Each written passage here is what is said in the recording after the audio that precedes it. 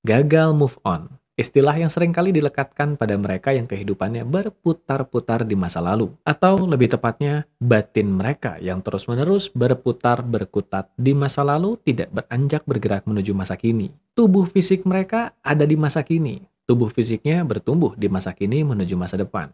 Tapi tidak demikian dengan batinnya. Batinnya masih tertinggal di masa lalu, masih terus-menerus mengulang kisah lama yang tidak berkesudahan akan sesuatu yang mereka tidak bisa relakan dalam hidupnya yang pernah terjadi di masa lalunya. Tapi kenapa bisa begitu? Mari pahami uraiannya di Life Restoration serial video kali ini.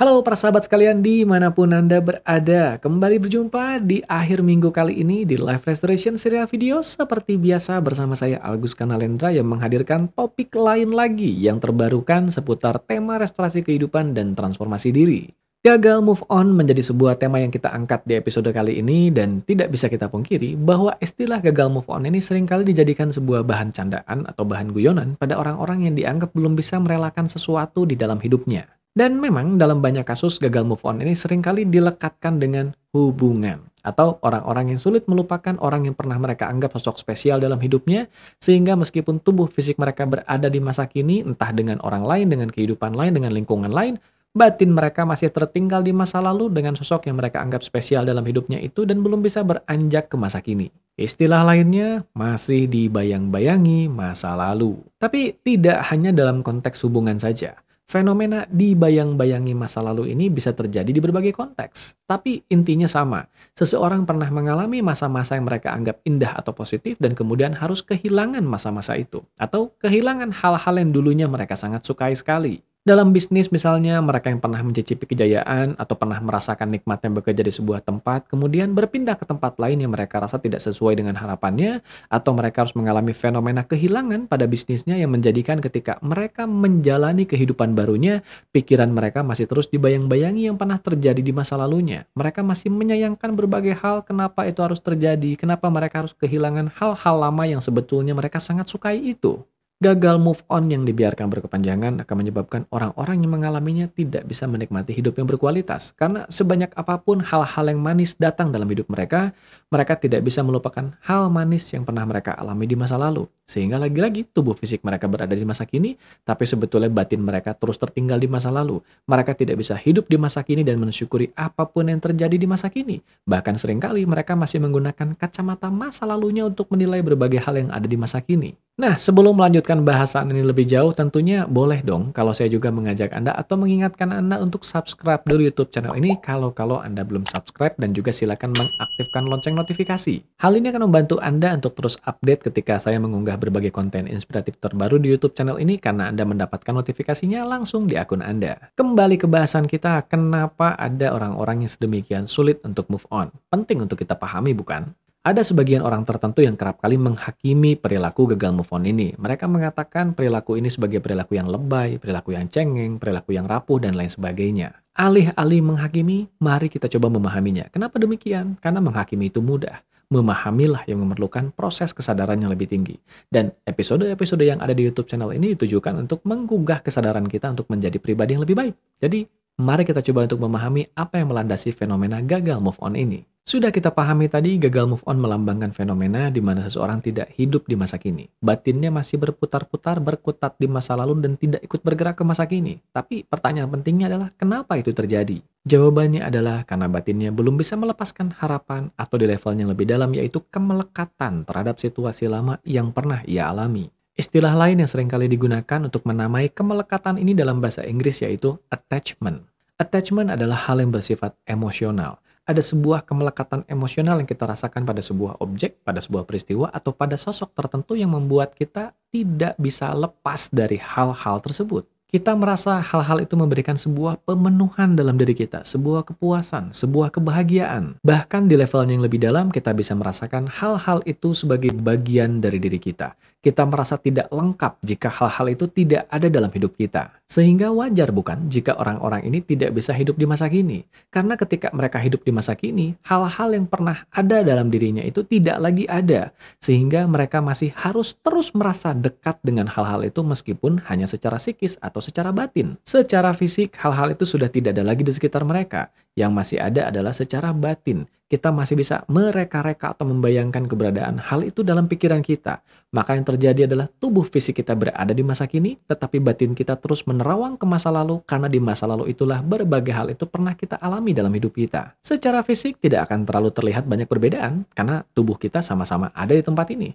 Yang berbeda adalah tingkat fokus kita tidak akan sama dengan orang lain karena tingkat fokus ini terpecah. Sebagian digunakan untuk hidup di masa kini, sementara sebagian besar tergantung dari kadar kemelekatannya masih tertinggal di masa lalu. Semakin besar kemelekatan ini ada dalam diri kita terhadap hal-hal itu, maka semakin besar juga gagal move on ini akan kita alami. Kalau begitu, bagaimana berdamai dengan fenomena gagal move on ini? Jawabannya terletak pada apa yang menjadi penyebab dari gagal move on itu sendiri, yaitu kemelekatan. Maka solusinya ada pada penerimaan atau melepaskan. Dengan kita melepaskan kemelekatan itu, maka seharusnya batin kita bisa lepas dari masa lalu itu dan bisa kembali hidup di masa kini. Secara teori, hal itu terdengar mudah untuk dikatakan. Dalam prakteknya, hal ini tidak sepenuhnya mudah. Kenapa demikian? Karena seperti saya jelaskan tadi, kemelekatan atau attachment ini seringkali bersifat emosional. Ketika sesuatu bersifat emosional, maka besar kemungkinan ia juga bersifat irasional atau tidak rasional. Namanya juga tidak rasional, artinya terjadi konflik antara logika dengan emosi. Logika seseorang tahu bahwa hal itu tidak lagi seharusnya difikirkannya, tapi tidak demikian dengan emosionalnya. Sisi emosinya masih saja merindukan hal itu, karena sekali lagi, hal itu memberikan pemenuhan emosi tertentu dalam dirinya. Maka bentuk lebih dalam dari berdamai dengan gagal move on ini dimulai dengan memahami sisi emosional dalam diri kita yang tidak bisa lepas dari kemelekatan lama itu. Kita belajar mengenali sisi emosi dalam diri kita di levelnya yang terdalam. Kita belajar untuk mengakui ada hal apa dalam diri kita yang terasa terpenuhi dengan adanya keberadaan hal-hal lama itu dalam hidup kita. Pemenuhan emosi itu sebetulnya bukan berlangsung pada pikiran sadar, melainkan pada pikiran bawah sadar. Artinya, di dalam pikiran bawah sadar kita ada sisi emosional dalam diri kita yang merasa terpuaskan atau terpenuhi dengan adanya hal-hal lama itu. Sisi-sisi emosional ini seringkali merupakan sisi dalam diri kita atau bagian dalam diri kita yang ketika masih kecil dulu tidak bisa mendapatkan berbagai hal tersebut. Sehingga bagian dalam diri kita yang berusia kecil ini kemudian merasa haus, merasa sedemikian ingin untuk mendapatkan pemenuhan atas hal-hal yang tidak bisa didapatkannya dulu. Ketika kita beranjak dewasa, kemudian kita mengalami sebuah pengalaman yang memberikan pemenuhan kebutuhan emosi itu.